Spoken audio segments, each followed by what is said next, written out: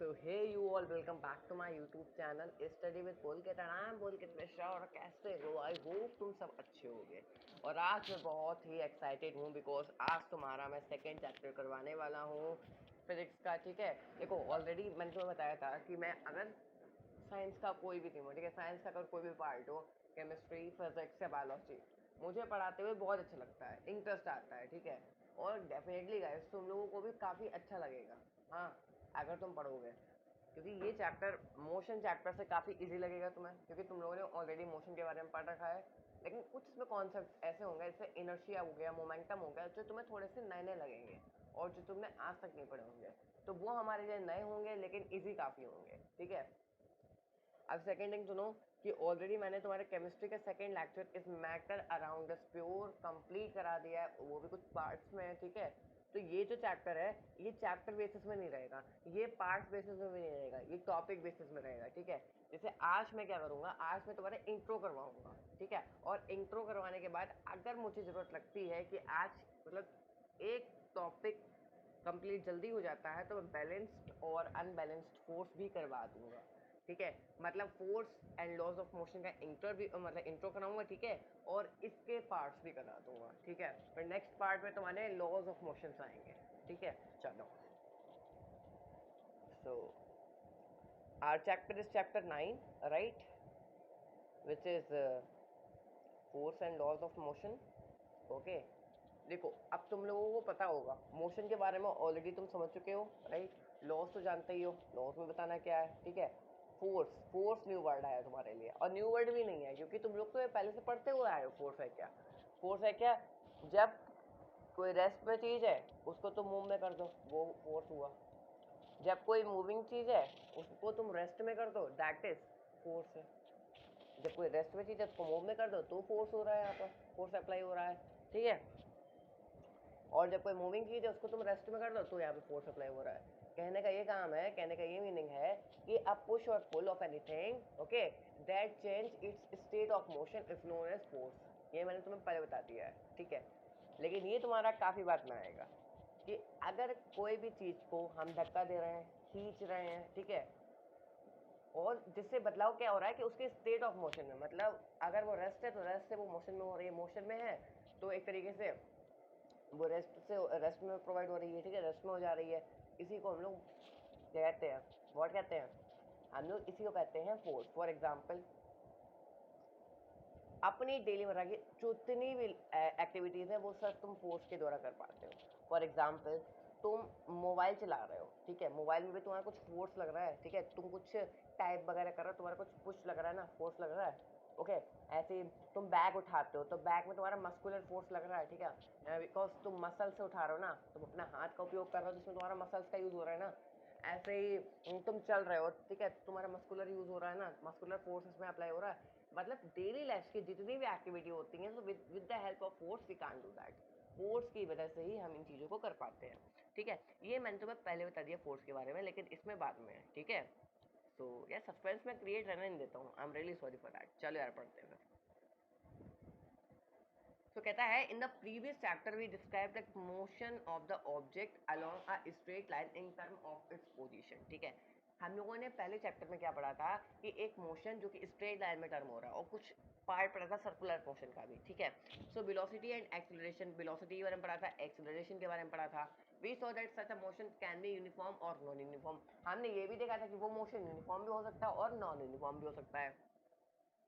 We not yet discovered what cause the motion, लेकिन अभी तक ये पता नहीं चला कि आखिर में मोशन होता तो होता कैसे है। ठीक है, मोशन होता है स्ट्रेट लाइन में होता है, डिस्टेंस पता कर लिया, डिस्प्लेसमेंट पता कर लिया, वेलोसिटी पता कर ली, एक्सेलरेशन पता कर लिया, लेकिन भुइया की जड़ें कहाँ से आई हैं ये नहीं पता करा। ठीक है, मतलब स्टार्ट कहाँ से हुआ, ठीक है, ये पता ही नहीं करा हम लोगों ने। भुइया के बारे में पूरा पता कर लिया, लेकिन आखिर में भुइया आई कहाँ से हैं, उनका बीज कहाँ से आया है, वो हम लोगों ने अभी तक पता नहीं करा कि आखिर में जो मोशन होता है उसको कौन पैदा करता है, मतलब मोशन कहाँ से स्टार्ट होता है। ठीक है, चलो आगे बढ़ो। So why does the speed of an object change with time, आखिर में टाइम के इंटरवल में, ठीक है, समय के इंटरवल में आखिर में स्पीड क्यों चेंज होती है। Okay, and do all motion require a cause, और जितने भी मोशंस होते हैं उनका कोई ना कोई रीजन होता है ऐसा। Okay, 1 minute. हाँ, तो मैं ये कह रहा था ऐसा कुछ ना कुछ कॉज होगा जिसकी वजह से हमारा मोशन होता है, ठीक है? मतलब हमने सबके बारे में जान लिया, लेकिन यही नहीं अभी तक पता है कि आखिर में मोशन होता तो होता कैसे है। चलो आगे पढ़ते हैं। If so what is the nature of this cause, आखिर में इस ये मतलब ये होता क्यों है आखिर में। So in this chapter we shall make an attempt to quench all this curiosities, ठीक है? तो इस चैप्टर में हम जितनी भी अपनी क्यूरियोसिटी है, जो भी जानने की इच्छा है इस मोशन के बारे में, ठीक है, मोशन होता क्यों है, कौन लाता है मोशन को, स्पीड टाइम के साथ क्यों बढ़ती है, इस सबको जानेंगे। So for many centuries the problem of motion and its cause has puzzled scientist and philosopher, ठीक है? कई सालों से, कई सेंचुरीज से, ठीक है, कई सेंचुरीज से, कई सौ सालों से साइंटिस्ट पजल्ड थे, ठीक है? साइंटिस्ट का दिमाग हिल चुका था, कई सारे फिलोसफर का दिमाग हिल चुका था, क्योंकि अभी तक उन्हें पता नहीं था कि आखिर में जो तुम्हारा मोशन है वो क्यों होता है, ठीक है? वो मोशन है वो क्यों होता है। A ball on the ground when given a small hit does not move forever. Such observation suggests that rest is the natural state of the object, ठीक है? अब देखो साइंटिस्ट उस टाइम में कहते क्या थे कि अगर किसी बॉल को हिट करा जाए, ठीक है, किसी बॉल को अगर हिट करा जाए तो एक टाइम ऐसा आएगा कि वो तुरंत रुक जाएगी, ठीक है? मतलब कहना क्या चाहते हैं कि कोई चीज़ हमेशा मोशन में नहीं रहती है, वो एक ना एक टाइम पर रेस्ट में आ ही जाती है। तो इनका ये कहना था कि बेसिकली रेस्ट जो है वो एक तरीके से नेचुरल स्टेट है, तब के साइंटिस्ट का ये कहना था, ठीक है? So this remain the belief until Galileo Galilei and Isaac Newton developed an entirely different approach to understand motion. फिर गैलीलियो गैलीली है, ठीक है, और इसाक न्यूटन, इन्होंने बिल्कुल एक डिफरेंट अप्रोच बना दिया था, मतलब इन्होंने डिफरेंट तरीका बता दिया था कि आखिर में मोशन होता क्या उसको समझने का। वहाँ के साइंटिस्ट मतलब पहले के साइंटिस्ट समझ रहे थे कि मोशन मतलब जो तुम्हारा मोशन होता है वो हर टाइम के लिए मोशन नहीं होता, एक टाइम आता है कि रेस्ट पोजीशन में वो हो जाता है ऑब्जेक्ट, ठीक है? और जो रेस्ट है वो उसकी नेचुरल स्टेट है, लेकिन ऐसा नहीं होता। आखिर में नेचुरल स्टेट रेस्ट नहीं है, उसमें लगता है घर्षण का बल, ठीक है, उसमें लगता है बल। अच्छा ठीक है, तो गैलीलियो गैलीले जो है और इसाक न्यूटन जो है उन्होंने बिल्कुल डिफरेंट अप्रोच बनाया था इसका कि आखिर में मोशन के कॉन्सेप्ट को हम लोग कैसे समझ सकते हैं। अब देखो यहाँ पर क्या है, the trolley moves along the direction we push it, ठीक है? यहाँ पे देखो हम जिस डायरेक्शन में धक्का दे रहे हैं उस डायरेक्शन में ट्रॉली जो है वो मूव हो रही है, ठीक है? And the drawer is pulled, यहाँ पे देखो कि हमने इसको पुल करा है, मतलब अपनी तरफ खींचा है ड्रॉर को, तो यहाँ पे तुम्हारा पूरा कॉन्सेप्ट जो है वो फोर्स का लग रहा है, लेकिन अभी यहाँ पर पुल की बात नहीं कही गई है कि आखिर में फोर्स है, ठीक है? The hockey stick hits the ball forward, ठीक है? ये कोई एक लड़की है जो कि अपनी हॉकी स्टिक से एक बॉल को हिट कर रही है, ठीक है? सो पुशिंग पुलिंग और hitting object changes their state of motion, ठीक है? पुशिंग पुलिंग या हिटिंग, ठीक है, किसी को धक्का देना, किसी को अपनी तरफ खींचना, किसी को हिट करना है, मारना, ठीक है? इन सभी चीज़ों को हम लोग मोशन कहते हैं, ओके? इन सभी चीज़ों को हम मोशन कहते हैं। अब मतलब sorry, I am really sorry, थोड़ा सा रॉन्ग बताया मैंने आपको। यहाँ पुशिंग है मतलब धक्का देना, पुलिंग जो है, ठीक है, अपनी तरफ खींचना और हिट करना किसी चीज़ को। तो इसमें क्या होता है, state of an object change हो जाता है, ठीक है? स्टेट ऑफ मोशन जो है किसी ऑब्जेक्ट का चेंज हो जाता है, लेकिन यहाँ पर अभी खुल के नहीं कहा गया है कि इसी को हम लोग फोर्स कहते हैं। अच्छा, तो अभी देखो आगे इसको तुम्हें मिलेगा। In our everyday life, we observe that some effort is required to put a stationary object into motion or to stop a moving object, ठीक है? हम लोग अपनी रोजमर्रा की जिंदगी में देखते हैं कि अगर कोई ऑब्जेक्ट चल रहा हो तो उसे रोकें, तो रोकना हो हम लोगों को तो कुछ ना कुछ बल लगता है, ठीक है? कुछ ना कुछ हमें प्रयास करना पड़ता है। वहीं पर अगर कोई ऑब्जेक्ट चलता हो, ठीक है, नहीं, वहीं पर अगर कोई ऑब्जेक्ट रुका हुआ हो और उसको हमें चलाना हो तो भी हमें कोई ना कोई प्रयास करना पड़ता है। So we ordinarily experience this in muscular effort and say that we must push or hit or pull on an object to change its state of motion, ठीक है? इसमें हमारा मस्कुलर एफर्ट पड़ता है, मसल्स का एफर्ट पड़ता है, और हम ये कह सकते हैं कि पुश और हिट और पुल किसी ऑब्जेक्ट का स्टेट ऑफ मोशन चेंज करते हैं। The concept of force is based on this force, ठीक है? जो फोर्स है उसका कॉन्सेप्ट पुश हिट और पुल पर डिपेंड है। आप देखो खुल खुल के थोड़ा बताने लगे हैं कि पुश है, हिट है, पुल है, ठीक है? किसी को धक्का देना, किसी को मारना, ठीक है, हिट करना, किसी को खींचना तरफ, इसी को कॉन्सेप्ट को फोर्स से रिलेट कर सकते हैं हम लोग। Let us now ponder about a force. अब थोड़ा सोचे जाए फोर्स है क्या, सो व्हाट इज इट, ये है क्या? In fact no one has seen, क्या किसी ने देखा है? एंड टेस्टेड और फेल्ट अ फोर्स, क्या किसी ने टेस्ट करा है, इसे चखा है? हाउएवर वी ऑलवेज सी और feel the effect of force, ऐसा किसी ने नहीं करा है, लेकिन हम इसे रोज फील कर सकते हैं, ठीक है? ओके, और हम इसे रोज देखते हैं। It can only be explain by describing what happens when a force is applied to an object.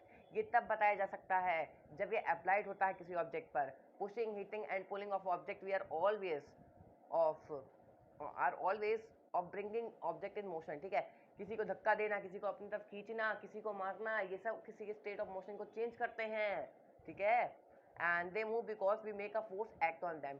ये मूव इसलिए करते हैं, अपनी स्टेट ऑफ मोशन चेंज इसलिए करते हैं क्योंकि हम इन पे फोर्स अप्लाई करते हैं। ठीक है, तो from your studies in earlier class, मतलब पहले जो हम लोगों ने क्लासेस में पढ़ा है, you are also familiar with the fact that the force can be used to change the magnitude of velocity.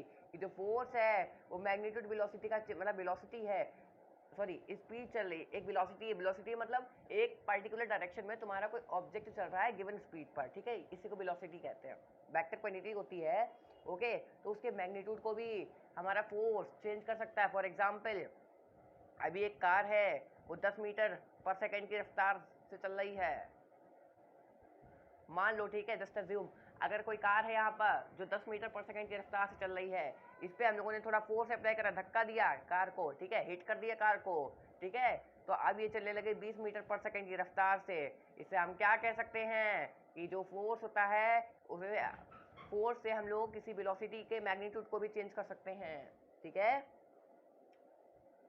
हाँ, सो या to make the object move or to change this direction of motion. ठीक है, हम इन सभी चीज़ों में force use करते हैं। You also know that a force can change the shape and the size of the object. और हम ये कह सकते हैं कि जो फोर्स होता है बेसिकली किसी चीज़ का शेप या किसी चीज़ का साइज जो होता है वो चेंज करता है। फॉर एग्जाम्पल, एक बॉल लो। ठीक है, एक बॉल लो और उस बॉल को तुम दोनों हाथों से प्रेस करो, तुम यहाँ पर फोर्स अप्लाई कर रहे हो, क्योंकि फोर्स का मतलब होता है एक तरीके से किसी चीज़ के स्टेट ऑफ मोशन को चेंज करना। ठीक है, तो जब इस फोर्स एक तरीके से बल कह सकते हो। ठीक है, तो जब इसमें भी तुम थोड़ा सा बल दोनों तरफ से लगाओगे, तुम ये देख सकोगे कि बॉल पिचकने लगेगी। और जब बॉल पिचकने लगेगी यू कैन सी दैट, जब बॉल पिचकने लगेगी कि उसका शेप चेंज होने लगेगा, उसका साइज थोड़ा सा बड़ा होने लगेगा। ठीक है, यहाँ पर देखो एक स्प्रिंग ली गई है। स्प्रिंग को दोनों तरफ से खींचा तो देखा स्प्रिंग का साइज चेंज होने लगा। फोर्स से साइज और शेप में भी चेंज होता है। ठीक है, देखो अभी तक यहाँ पर खुल के नहीं बताया गया है कि फोर्स आखिर में है क्या है, लेकिन मैंने तुम्हें बता दिया है a push or pull of any object that change its state of motion is known as force. ठीक है, तो चलो आगे बढ़ते हैं। अब तुम्हारा इंट्रो खत्म होता है। अब फोर्स टू टाइप्स की तुम 9th में पढ़ रहे हो, बैलेंस्ड और अनबैलेंस्ड फोर्स। बैलेंस्ड और अनबैलेंस्ड फोर्स। ठीक है, तो देखो अब मैं तुम्हें बताता हूँ। ये नीचे वाले एक इस एक्टिविटी पे देखो तुम। नहीं पहले अच्छा चलो पहले थ्योरी पढ़ लेते थोड़ी। Okay, 1 minute। So figure 9.3 shows a wooden block on the horizontal table। तो 9.3 ये वाली जो है इसमें क्या है, एक वुडन ब्लॉक है जिसमें हॉरिजॉन्टल मतलब एक वुडन ब्लॉक के हॉरिजॉन्टल टेबल है। Okay, and two strings X and Y are tied to the opposite faces of the blocks. और ये जो ब्लॉक्स है मतलब ये ब्लॉक्स कहे गए हैं, इनमें एक्स और वाई नाम के दो टाइट्स बने हुए हैं। मतलब मान लो यहाँ पर कीले हैं। ठीक है, जिससे एक रस्सी बनी हुई है, एक धागा बंधा हुआ है।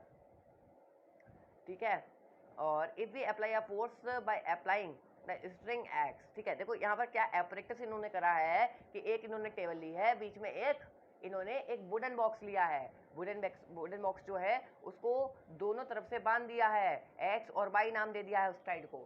ठीक है, सो जब क्या लिखा है, if we apply a force by applying the string X the block begins to move to the right. जब हम इधर को फोर्स लगाएंगे मतलब इधर से पुल करेंगे। ठीक है, इधर से हम पुल करेंगे तो ये एक्स की तरफ मूव होने लगेगा। ठीक है, और अगर हम बाई की तरफ मूव करेंगे, ठीक है, मतलब इधर को मूव करेंगे ऐसे। ठीक है, ऐसे तो ये मूव होने लगेगा तुम्हारा बाई की तरफ। ठीक है, and the block moves to the left. But if the block is pulled from both side with equal force, अगर दोनों साइडों से, अगर बाई और एक्स से दोनों साइड से सेम फोर्स लगाया जाए। ठीक है, मान लो 5 न्यूटन का फोर्स यहाँ भी लगाया जा रहा है, 5 न्यूटन का फोर्स यहाँ भी लगाया जा रहा है, ये तो तुम क्लास 8 में पढ़ के आए होगे कि जो फोर्स होता है बेसिकली उसको हम लोग न्यूटन में मेजर करते हैं, ठीक है। फोर्स को हम लोग न्यूटन में मेजर करते हैं, ये इसकी एसआई यूनिट होती है, ठीक है। तो इधर से भी 5 न्यूटन का फोर्स लग रहा है, इधर से भी तुम्हारे दोस्त खींच रहा है, ठीक है। यहाँ से एक तुम्हारा दोस्त खींच रहा है और यहाँ से भी एक तुम्हारा दोस्त यहाँ से तुम खींच रहे हो मान लो, ठीक है। और दोनों एक ही समान तुम लोग ताकतवर हो और 5-5 न्यूटन का फोर्स लगा रहे हो, 5 न्यूटन पुल कर रहे हो, ठीक है। 5 न्यूटन से उसे पुल कर रहे हो, तो क्या तुम्हें कोई चेंज मिलेगा? नहीं मिलेगा ना, क्योंकि दोनों का फोर्स इक्वल है, ठीक है, दोनों का फोर्स इक्वल है। और हम जानते हैं कि फोर्स जो होती है एक वेक्टर क्वांटिटी भी होती है, फोर्स सब लोग जानते हैं एक वेक्टर क्वांटिटी होती है, क्योंकि फोर्स में डायरेक्शन का यूज होता है, ठीक है। अच्छा, फोर्स में डायरेक्शन का यूज होता है इसलिए इसको हम लोग वेक्टर क्वांटिटी भी कहते हैं, ठीक है। तो अब होगा क्या, अब जब इधर से भी 5 न्यूटन का फोर्स लग रहा है और इधर से भी 5 न्यूटन का फोर्स लग रहा है, तो वेक्टर क्वांटिटी में क्या होता है कि एक डायरेक्शन ऐसा भी होता है जिसमें हम लोग नेगेटिव में नंबर्स लेते हैं। तो अगर हम इधर को मान लो, अगर इधर को हम पॉजिटिव में ले रहे हैं तो इधर का हम निगेटिव में लेंगे, ठीक है। तो अगर हम इन दोनों को ऐड करेंगे, सॉरी नॉट ऐड, क्योंकि अपोजिट फोर्स जो होते हैं उनको हम सब्सट्रैक्ट करते हैं, ठीक है। अगर कोई फोर्स यहाँ हो और कोई फोर्स यहाँ हो और हमें पता करना हो कि आखिर में फोर्स किसका ज़्यादा है, ठीक है, तो अपोजिट फोर्स को हम लोग हमेशा माइनस करते हैं बड़े फोर्स से, लेकिन यहाँ दोनों समान है तो इक्वल्स टू जीरो आ जाएगा। नेट फोर्स मतलब टोटल फोर्स अप्लाइड हुआ है जीरो, ठीक है, क्योंकि बिल्कुल भी चेंज स्टेट ऑफ मोशन में नहीं हुआ है उसके। चलो आगे थ्योरी पे बेस पढ़ते हैं। The block will not move, block जो वो नहीं मूव करेगा। Such forces are called balanced force, इन्हीं को हम बैलेंस्ड फोर्स कहते हैं। And do not change the state of rest and motion of object. Now let us consider a situation in which two opposite force of different magnitudes pull the block. ठीक है, अब एक situation low, for example इधर से तुम हो, तुम 5 Newton का फोर्स अप्लाई कर रहे हो, ठीक है, और इधर से तुम्हारा दोस्त है वो 10 न्यूटन का फोर्स अप्लाई कर रहा है। तो तुम्हारी जो वुडन ब्लॉक है, जो वुडन ब्लॉक है वो किधर मूव करेगा? इधर को मूव करेगा ना, क्योंकि इधर को ज़्यादा फोर्स अप्लाइड हो रहा है, इधर वो ज़्यादा जोर से पुल कर रहा है, ठीक है, ज़्यादा फोर्स अप्लाइड कर रहा है पुल करने में, तो इधर को मूव होगा। जब एक तरफ ज़्यादा फोर्स होता है और एक तरफ कम फोर्स होता है तो उसी को हम लोग क्या कहते हैं? हाँ बेटा, उसी को हम लोग कहते हैं अनबैलेंस्ड फोर्स, ठीक है। और अगर इसको हमें देखना हो कि टोटल नेट फोर्स कितना लग रहा है, ठीक है, टोटल फोर्स कितना लगा है, ठीक है, तो दोनों अपोजिट में है, दोनों को सब्सट्रैक्ट कर देंगे, बड़े वाले से छोटे वाले को हमेशा करते हैं 10 - 5 तो आ जाएगा 5, ठीक है, 5 न्यूटन का फोर्स हो जाएगा, ओके। इसी को अनबैलेंस्ड फोर्स कहते हैं। मैं तुम्हें और एक एग्जांपल समझाता हूँ। ये मान लो ये एक बॉक्स है, ओके। अब इस बॉक्स में क्या है, यहाँ पर तुम खड़े हुए हो, ओके, और यहाँ पर तुम्हारा कोई दोस्त खड़ा हुआ है, ठीक है, यहाँ पर तुम्हारा कोई दोस्त खड़ा हुआ है। मान लो तुम्हें इसको खिसकाना है, इसके ये भी सोच रहा है कि चलो इससे थोड़ा मजाक करा जाए, ठीक है। तो अगर तुम इसमें 5 न्यूटन का फोर्स लगा रहे हो, तुम भी और तुम्हारा दोस्त भी यहाँ पर 5 न्यूटन का फोर्स लगा रहा है, तो दोनों का फोर्स 5-5 न्यूटन का हो जाएगा। तो कोई change of state of motion में होगा? नहीं होगा, कोई भी चेंज नहीं होगा इसके स्टेट ऑफ मोशन में, ठीक है। ये जहाँ का है वहीं रहेगा, क्योंकि दोनों फोर्स इक्वल है और दोनों फोर्स एक दूसरे को काट देंगे, ठीक है। 5 - 5 करेंगे, जीरो हो जाएगा नेट फोर्स और कोई भी चेंज नहीं होगा, दोनों शक्तिशाली एक ही समान हो इसलिए। अब सेम एग्जाम्पल लो अनबैलेंस फोर्स के लिए, कि एक हमने फिर से बॉक्स लिया, यहाँ पर तुम खड़े हुए हो, यहाँ पे तुम्हारा दोस्त खड़ा हुआ है, तुमने लगाया 10 न्यूटन का फोर्स, तुम्हारे दोस्त ने लगाया 7 न्यूटन का फोर्स, तो बॉक्स किधर को मूव करेगा? तुम फोर्स लगा रहे हो, नहीं पुल नहीं कर रहे हो, इस बार तुम इसको खिसका रहे हो, मतलब पुश कर रहे हो, तो इधर की तरफ पुश होगा ना, क्योंकि तुम 10 न्यूटन का फोर्स लगा रहे हो, तो इस तरफ को पुश होगा, और मतलब तुम्हारा फोर्स ज़्यादा है। अगर हम इसका नेट फोर्स निकालना चाहें तो बड़े वाले से छोटे वाले को माइनस करते हैं, लेकिन ये सिर्फ अपोजिट में होता है। 10 न्यूटन -7 न्यूटन, 3 न्यूटन आ जाएगा नेट फोर्स, ठीक है। चलो आगे देखो,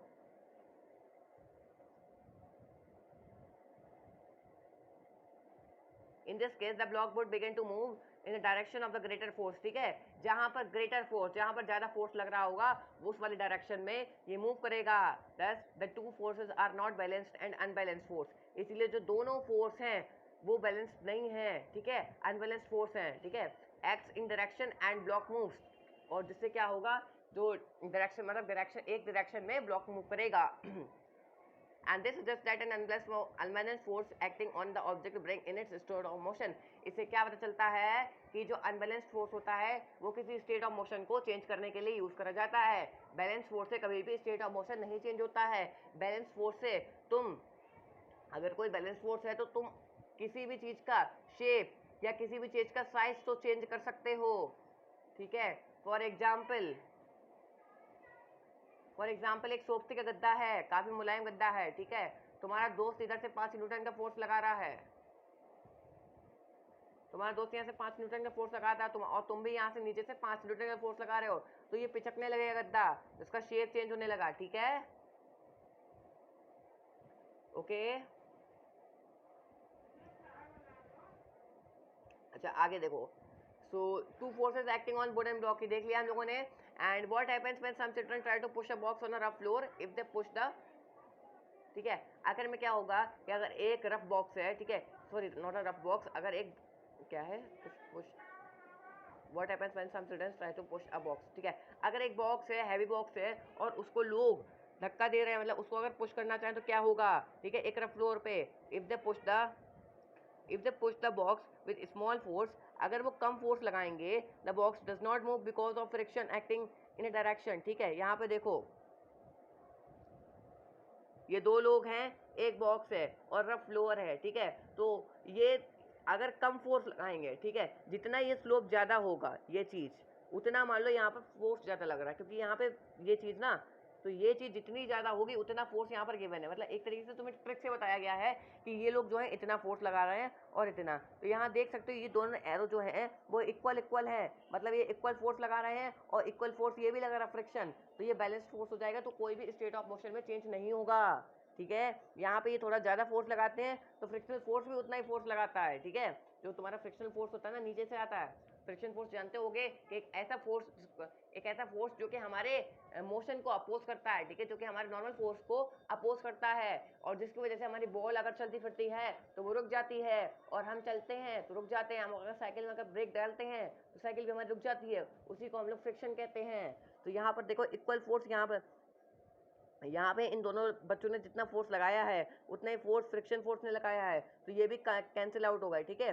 बैलेंस्ड फोर्स हो गया, जिससे कोई भी स्टेट ऑफ मोशन में चेंज नहीं होता है। थर्ड देखो, यहाँ पर इन दोनों ने अब थोड़ा ज़्यादा फोर्स लगाया और फ्रिक्शन फोर्स इतना फोर्स नहीं लगा पाया, तो ये अनबैलेंस्ड फोर्स हो गया और ये बॉक्स मूव कर जाएगा, ठीक है। चलो अब थोड़ी थ्योरी पे आते हैं।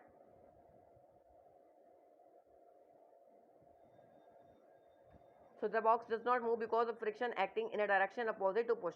अब देखो 9.4 के ए में क्या है कि वो लोग कम फोर्स लगा रहे हैं और उतना ही फोर्स फ्रिक्शन लगा रहा है, फ्रिक्शन फोर्स अप्लाई कर रहा है, तो कोई भी चेंज नहीं होगा। And this friction force arise between two surface in contact, जब दो ऑब्जेक्ट कांटेक्ट में होते हैं, ठीक है, दिस फ्रिक्शन फोर्स या जब दो सरफेस, ठीक है, मतलब दो ऑब्जेक्ट अगर एक दूसरे से कांटेक्ट में है तो ये फ्रिक्शन फोर्स लगता है, ठीक है, between the bottom of the box and the floor of surface, it balances the pushing force and therefore the box does not move, ठीक है, कि दोनों इक्वल थे इसलिए कोई भी चेंज नहीं हुआ। इन फिगर 9.4 भी the children push the box harder but the box still does not move, ठीक है। 9.4 बी में क्या हुआ था कि बच्चों ने ज़्यादा पुश लगाया, मतलब ज़्यादा फोर्स अप्लाई करा था, लेकिन बॉक्स अब भी मूव नहीं हुआ था। This is because the friction force still balance the pushing force, क्योंकि फ्रिक्शन फोर्स भी उतना ही फोर्स अप्लाई कर रहा था, ठीक है। So if the children push the box harder still, अगर बच्चे और जोर से फोर्स लगाते रहें, the pushing force become bigger than the friction force, तो जो फोर्स है वो फ्रिक्शन फोर्स से ज़्यादा बढ़ जाएगा, ठीक है। और in the figure 9.4 C there is an unbalance force, और फिर फाइनली क्या होता है कि 9.4 में अनबैलेंस फोर्स हो जाता है, यहाँ पर देखो, और बॉक्स मूव करने लगता है, ठीक है, ठीक है। और वो स्टार्टिंग मूविंग कर रहे हैं, मतलब वो मूवमेंट में हो जाता है। So what happens when we ride a bicycle, क्या होता है जब हम साइकिल चलाते हैं, व्हेन वी स्टॉप पैडलिंग, जब हम पैडल करना बंद कर देते हैं, मतलब साइकिल के जो पैडल हैं वो स्टॉप कर देते हैं अपने पैरों से चलाना, the bicycle begins to slow down, तो क्या होता है जो बाइसिकल है वो रुक जाती है। This is again because of the friction force acting opposite to the direction of motion. ये क्यों होता है, क्योंकि जो एक तरीके से जो हमारे अपोजिट में फोर्स आता है, जिसको हम लोग फ्रिक्शन फोर्स का नाम देते हैं, वो हमारी चीज़ को रोक देता है। फॉर एग्जाम्पल ये मान लो ये कार है, ओके, ये कार ये चल रही है, ठीक है, और यहाँ पर तुमने ब्रेक्स अप्लाई करे, ठीक है। ये साइकिल का एग्जांपल लो, अभी तुम मान लो साइकिल है, ठीक है, तुम साइकिल चलाते हुए जा रहे हो, साइकिल, अरे भाई कैसे बनती है, चलो जैसी भी है बना दो ऐसे, ठीक है। साइकिल तुम चलाते हुए जा रहे हो, तुमने अचानक से पैडल जो है उनको स्टॉप कर दिया है, बंद, ठीक है, मतलब बंद कर देना, स्टॉप कर दिया, बंद कर रहा हूँ, मतलब तुमने उसको चलाना बंद कर दिया है पैडल को। थोड़ी देर बाद देखोगे कि जो तुम्हारे साइकिल होगी वो रुक जाएगी। ऐसा क्यों? क्योंकि एक फोर्स इधर से भी आता है तुम्हारी अपोजिट साइड से, जिसे हम फ्रिक्शन फोर्स कहते हैं, ठीक है। वो तब होता है जब दो सरफेस कांटेक्ट में होते हैं, और ये चीज़ों को रोक देता है, ये चीज़ों को स्लो डाउन कर देता है, ठीक है। देखो, in order to keep the bicycle moving we have to start pedaling again। अगर हम फिर से चाहते हैं कि हमारी बाइसिकल मूव करे तो उसके लिए हमें पैडल मारने पड़ेंगे। It thus appears that an object maintains its motion under the continuous application of an unbalanced force, ठीक है। It thus appears that an object maintains its motion। इससे क्या पता चलता है? एक ऑब्जेक्ट है वो अपने मोशन को तब मेंटेन करता है, ठीक है, जब कंटिन्यूस एप्लीकेशन, जब उसका अनबैलेंस्ड फोर्स अप्लाई होता है। मैंने तुम्हें पहले बताया था कि जो मोशन है वो अनबैलेंस फोर्स की वजह से होगा, क्योंकि फ्रिक्शन फोर्स इतना फोर्स नहीं लगा पाएगा, और हम जो पैडल है वो ज़्यादा जोर से मारेंगे तो अनबैलेंस फोर्स से जाएगा, ठीक है। ज़्यादा हमारा फोर्स अप्लाई हो रहा है साइकिल से, और फ्रिक्शन फोर्स इतना अप्लाइड नहीं कर पा रहा है, जिसकी वजह से अनबैलेंस फोर्स जाएगा, और क्या होगा, तुम्हारा ऑब्जेक्ट चलने लगेगा। However, it is quite incorrect।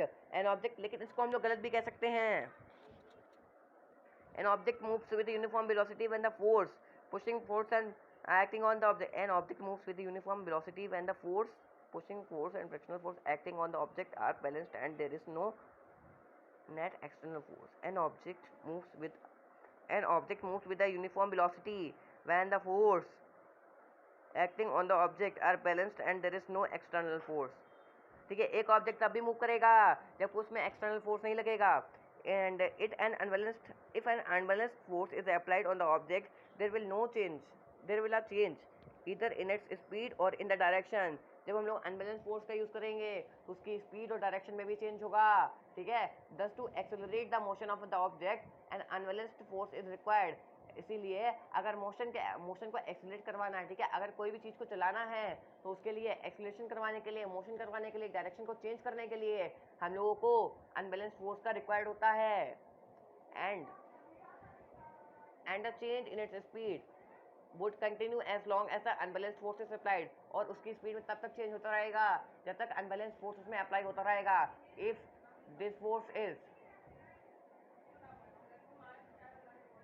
This force remove completely, ठीक है, कम्प्लीटली अगर ये फोर्स हट जाए, इसको फोर्स का ना लगाया जाए, the object would continue to move with the velocity it has acquired till then, ठीक है। तो ऑब्जेक्ट जो पहली वाली वेलोसिटी उससे मूव करने लगेगा। और ये आज के हमारे दो टॉपिक कंप्लीट होते हैं कि force and law of its motion के, ठीक है। इसका देखो, एक तो हम लोगों ने क्या करा, force and laws of motion का इंट्रोडक्शन पढ़ा, बैलेंस्ड एंड अनबैलेंस्ड फोर्स को मैंने तुम्हारा कंप्लीट करवा दिया। आई होप तुम लोगों ने अच्छे से पढ़ा होगा, ठीक है। तो अब हम लोग को जल्दी स्टार्ट करेंगे अपना फर्स्ट लॉ ऑफ मोशन, ठीक है। इसको मैं पार्ट्स में डिवाइड करूंगा, ठीक है। Okay, so thank you for watching my video and bye bye.